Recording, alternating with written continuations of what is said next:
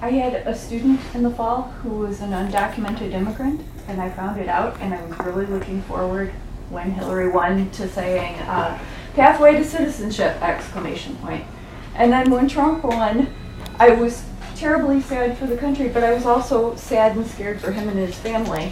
And I ended up interviewing him and starting work on a novel because I was so afraid that with the wall and everything else going on, that the DREAMers issue would get swept under the rug. And Trump at the beginning was saying he was going to eliminate DACA, and then last month it was safe, and now as of 2 days ago, it's not safe again. Don't blink, people. So there are approximately 10,000 DREAMers in Indiana and 45,000 in Illinois. And over spring break, I wrote this one poem chapbook.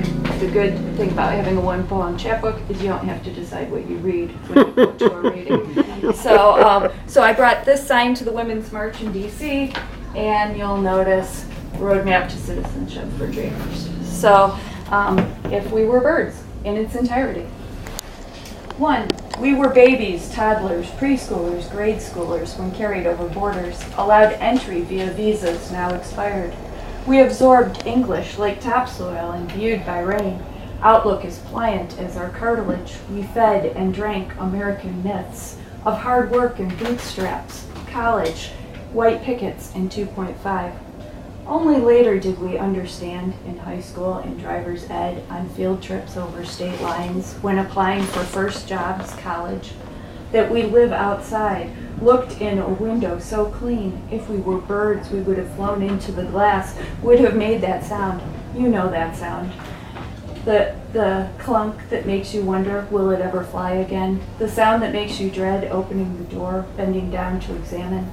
We wear shrouds, are not seen, not heard, don't complain, break laws, report violence, don't even whisper, as we tiptoe through days and years, afraid of 15 minutes tapping us on the shoulder, 15 minutes of fame as we are deported to countries where aromas assault our noses, sounds startle us to shivers. We may speak the language, but we cannot speak the culture. We were raised on Take Me Out to the Ball Game, PBS Kids, M&C and M&Ms, rock, paper, scissors, fist bumps and 4th of July, Star Wars and Marvel.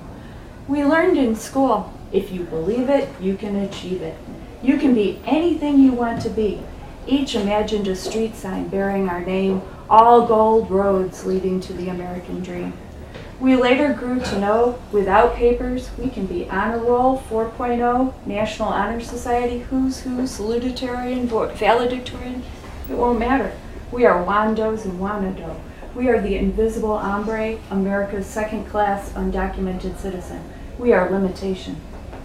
We are future tentative, without DACA, bridge becoming law, without what is needed most, merited most, a permanent solution. 2-year, 3-year permits with fees are rent to a slumlord. When we want to own, our credit is good. No human is illegal. We hear, we read, we chant, but no SS number means no driving, job, money to pay for college, help our families. No SS number means a cracked beak, broken wings, scavenging for worms, after other birds have eaten, formed flocks, flown away in formation. 2. We are 780,000 paperless American children on DACA, 1.9 million eligible young people across the USA, 96,000 plus college graduates.